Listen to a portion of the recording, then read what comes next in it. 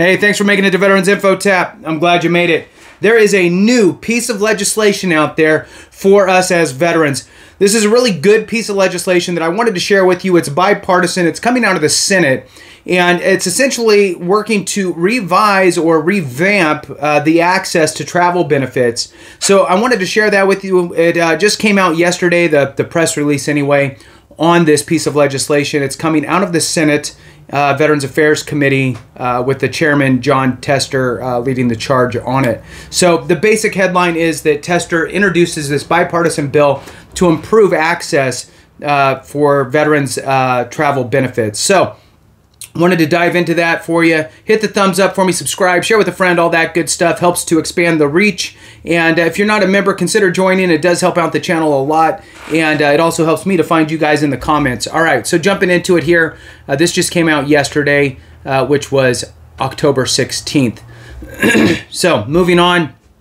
Senators' bipartisan legislation will improve VA's travel reimbursement program for veterans to ensure they can access their hard-earned care and benefits. So, continuing his push, this is kind of the press release, we'll call it, continuing his push to protect rural veterans' access to their earned care and benefits, U.S. Senators Jon Tester, chairman of the Senate Veterans Affairs Committee, recently introduced bipartisan legislation to improve the Department of Veterans Affairs beneficiary travel program, which provides mileage reimbursement to certain veterans to cover the cost for traveling to and from their health care appointment.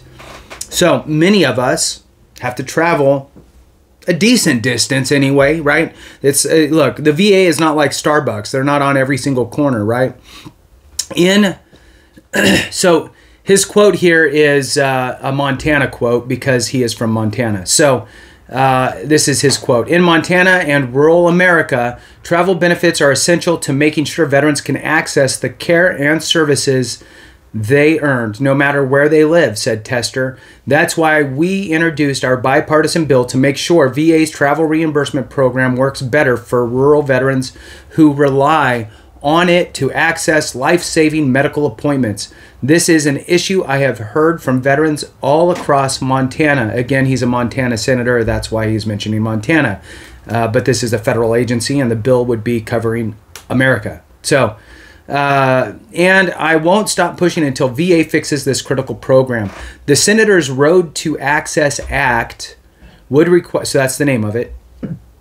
So the Senators' Road to Access Act would require VA to automatically submit, wow, how about that?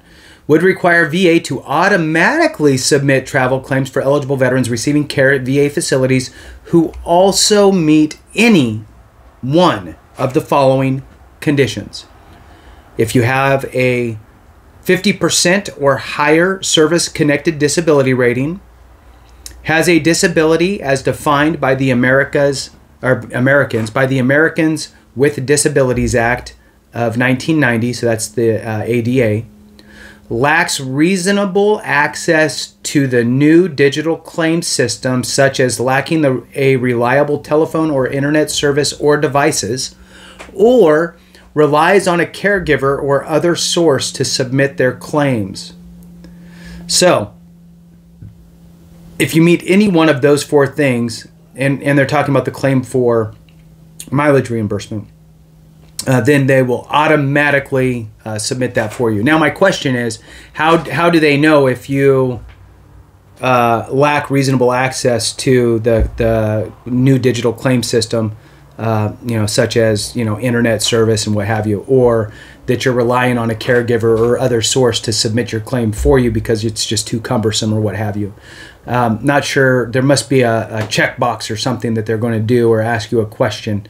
So the legislation would also require VA to maintain a non-digital claim submission option. Oh, praise the Lord, right?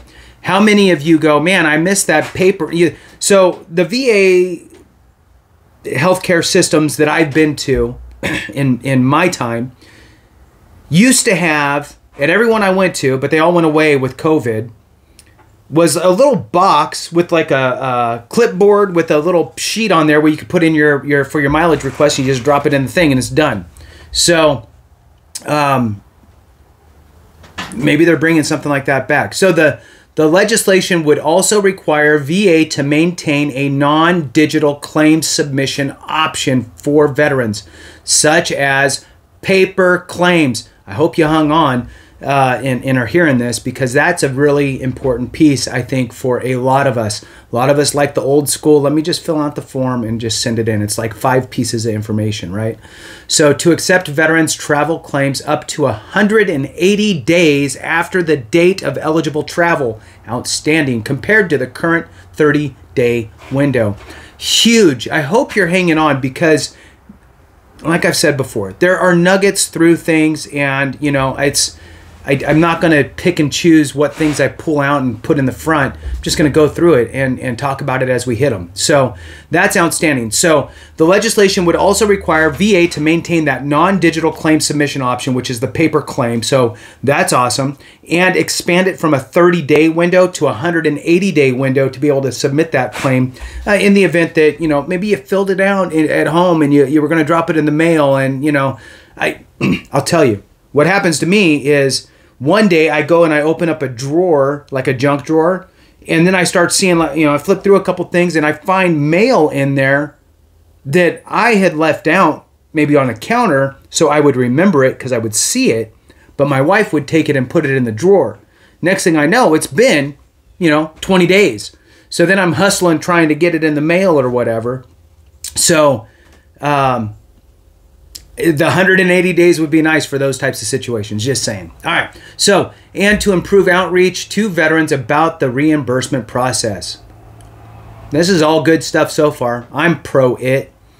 In 2020, the VA Beneficiary Travel Office rolled out a new Veterans Beneficiary Travel Reimbursement Program to streamline this service, reduce fraud, and expedite reimbursement by allowing veterans to submit claims online. However, many rural veterans eligible for this transportation benefit have had issues utilizing the new program because they don't have a computer, smartphone, or reliable internet access to submit beneficiary travel claims or access the training videos to learn how to use the service. Tester's Road to Access Act, again, that's what it's called, Road to Access Act. Okay, Tester's, who's the senator, Road to Access Act will address these issues head on, ensuring qualifying veterans can use this program to access their hard-earned care and benefits. Since he had began hearing from, again, he's a Montana senator, hearing from Montana veterans about difficulties accessing the new system, Tester has been leading the charge, pressing VA to make urgently needed improvements to this program. The senator led a bipartisan call to the VA secretary in 2021 to address the issue within the new system. He also pushed to make the beneficiary travel system more user-friendly for veterans and staff in 2022 and called on VA to fix the program in June following a damning VA Office Inspector General report on the new program. Tester also championed the bipartisan Department of Veterans Affairs Information Technology Reform Act of 2021 last year to increase transparency, accountability, and improve performance of information technology systems and projects at VA, which include the Beneficiary Travel Reimbursement Program. So it continues to go on a little more with a couple quotes. I'll go ahead and knock those out, and then we'll be done.